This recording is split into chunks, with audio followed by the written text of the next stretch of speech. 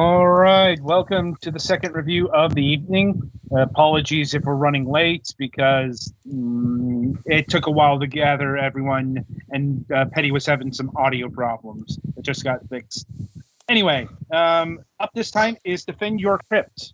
Defend Your Crypt is a strategy and puzzle game in which you will have to avoid to lose our treasure by the tomb thieves. They English good. We, as the Pharaoh, can use different traps to defeat those damn ambitious humans who are profaning your tomb. Okay. This is another Radalaikia game, though it's from an earlier era because it's not one of their modern ports. It's something that they actually developed and published themselves, and it's a game that's available on the Wii U eShop and the 3DS eShop. It had to fill in for something that Petty Fan couldn't get workable because he doesn't have the proper microphone. Anyway, take it away, Petty. So yeah, do you remember Lemmings? What if you played a game where you had to kill the lemmings instead of help them survive? Welcome to Defend Your Crypt. Not the worst idea I've ever heard. Yeah. So yeah, basically you trigger a whole bunch of traps at the right time to kill the grave robbers, and you get money for it. Well, I mean, they are grave robbers. I guess we can assume that they've been looting the upstairs by the time they got here. Maybe? Maybe these are all different crypts? I have no idea. It's not that important. But yeah, all the traps have a cooldown, so you can't just sit there and just keep clicking on the first one and mow down the entire, wave of dudes.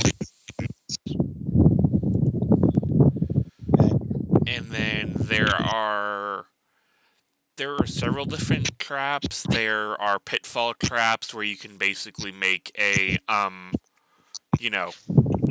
the floor open up and person falls to their death. There are floor spike traps, which will make the spikes shoot up in the floor. There are similar spike traps in the wall that will make spikes shoot out of the walls, and then there is arrow traps and also crushing traps. The grave robbers, I guess AI is kind of smart enough to realize, hey, I can't go this way, so they'll try and go around if the trap triggered is kind of blocking their route. So,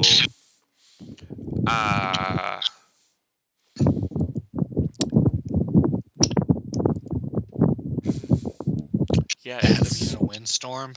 Maybe.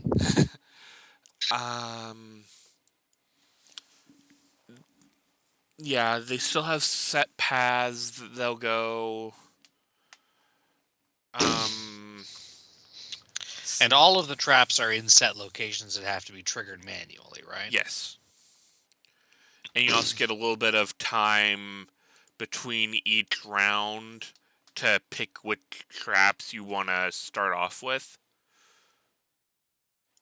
Because they don't quite give you enough to unlock all the traps throughout the run.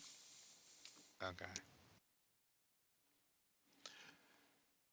And like with the floor spike traps, if you time it right, you can get 2 guys depending on the spacing, which is kind of nice.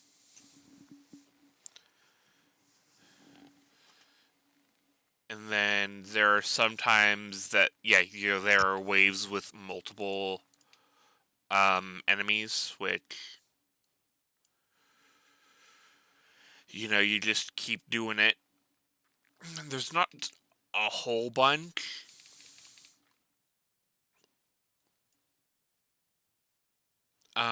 So I guess any other questions, comments, concerns. Oh, Like- the spiders are just set dressing. Yes. Honestly, this is one of the most creative Rodalikia projects I've ever seen. Hmm. I'm not joking about that either. Like, once again, I know that they're the mere reporters of a lot of stuff, but given the I guess at this point 500 Rodalikia reviews we've done over the years, Not entirely an exaggerated number. right? My point is they definitely have their preferences, whether it be something they financed or something that they just ported. And this is honestly something, it's not another bland ass platformer with a generic pixel art style. How many of those have we covered at this point? It's once again, it's fairly simple and teetering into the boring segment, but it's definitely something that's got an aesthetic and an idea behind it, and also a genre that they haven't tackled all that much. Like, it's not a puzzle platformer. This is an actual puzzle game. Mm-hmm. It's like it's side view, but there's no jumping. So it's literally not a platformer. Well, and also you're not the one navigating the tomb. You're the one has the traps you need to trigger. Yeah, I mean, it's basically reverse Lemmings. Mm-hmm. It's just I'm not sure how many people are going to know what Lemmings are at this point, because Lemmings was huge about 30 years ago, but Back in my day. And Sony made a bit of a push for it in the early PlayStation 3 days. Like, there was a new PlayStation 2 Lemmings, a PlayStation Network for the PlayStation 3 version. There was a PSP Lemmings game. Anyway, anything else to talk about in terms of Defend Your Crypt? Music's okay. Again, not something I'd seek out outside of the game. If you're into a retro aesthetic, the art's okay. It seems there are only like 30 levels. Sounds about right. And unfortunately, it doesn't look like there's a level creator mode, which something like this would be ripe for that.